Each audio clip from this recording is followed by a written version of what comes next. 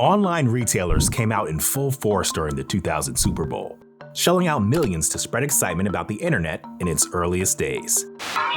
OurBeginning.com. Life's an event, and now it's to the world. I just want you to stay. This was a keystone moment and a signifier of the promise and excitement of what could be done online, including selling goods. While 17 .com brands, including multiple online retailers, released ads during Super Bowl 34, many, like Pets.com, didn't stay for long. In fact, no online retailers put out ads during the next Super Bowl. The .com bubble of the early 2000s brought a boom and an even bigger bust for the retail industry. Just as quickly as online retailers came onto the market, half were wiped out completely after the bubble popped. Plus, nearly $2 trillion was lost during the collapse.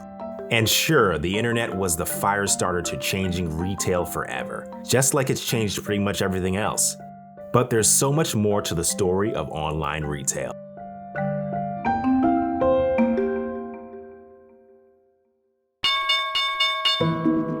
Of course, the .com bubble didn't end horribly for everyone. While some companies hit the checkout line for the final time, others like Google and Amazon began their march to dominance. Google's early innovations were clear to see. All you had to do was search for it. The tech giant, which was still in its early startup days, launched its AdWords product in 2000, giving brands the power to advertise through search terms. This was a game changer in the history of retail, and currently, Google makes the majority of its revenue from digital advertising. Which brings us to Amazon. Customer data is now the holy grail for tech companies and retailers alike. The Jeff Bezos-led giant revolutionized retail by understanding this early, tracking not just what you buy, but everything you click on and browse.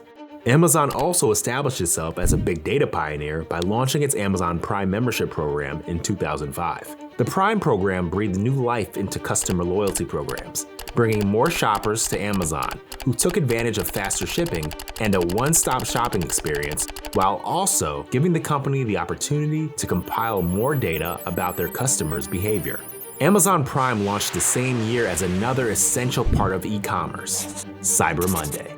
Within 5 years, Cyber Monday overtook Black Friday as the biggest shopping day of the year in 2010. By that time, the next retail revolution had arrived in our pocket, helping to make Cyber Monday into such a behemoth. The iPhone became a global phenomenon after Apple debuted it in 2007, creating a computer in our pockets that let us buy items with the touch of the screen. Smartphones were also integral to the growth of social media networks like Facebook and Instagram, which have become major ways to connect with consumers, creating an omni-channel world where retailers' messaging can be seen throughout the day on our phone, online, and in person.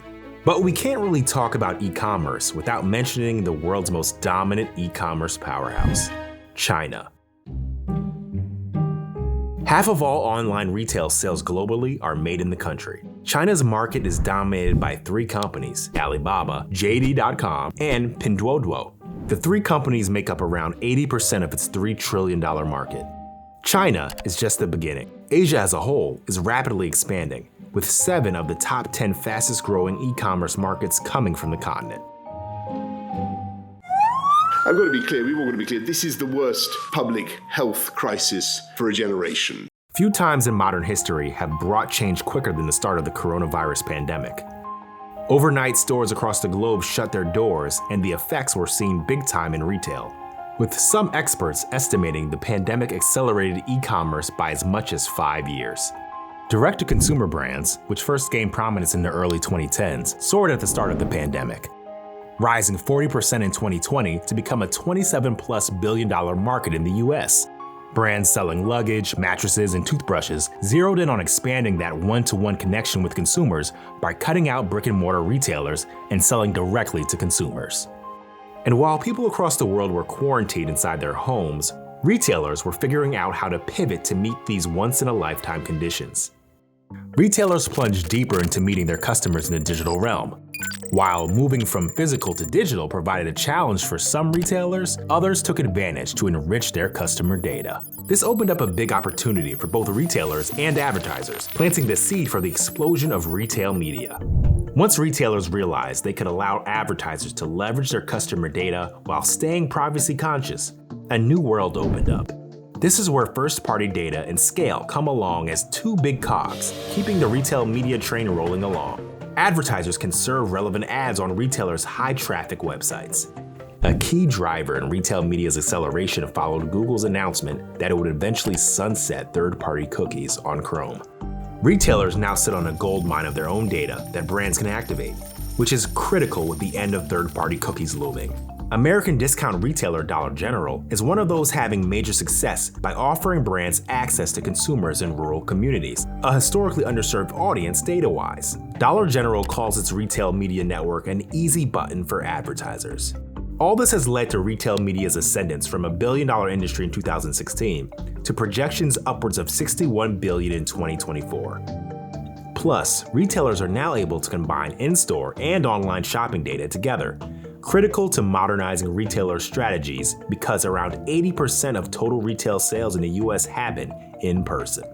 One of the ultimate goals in retail advertising is creating a one-to-one connection between advertisers and consumers. The new forms of advertising as technology evolves and the huge amount of data available are two big keys to telling the story of online retail today. As for what the future holds, we'll have to see what's in store.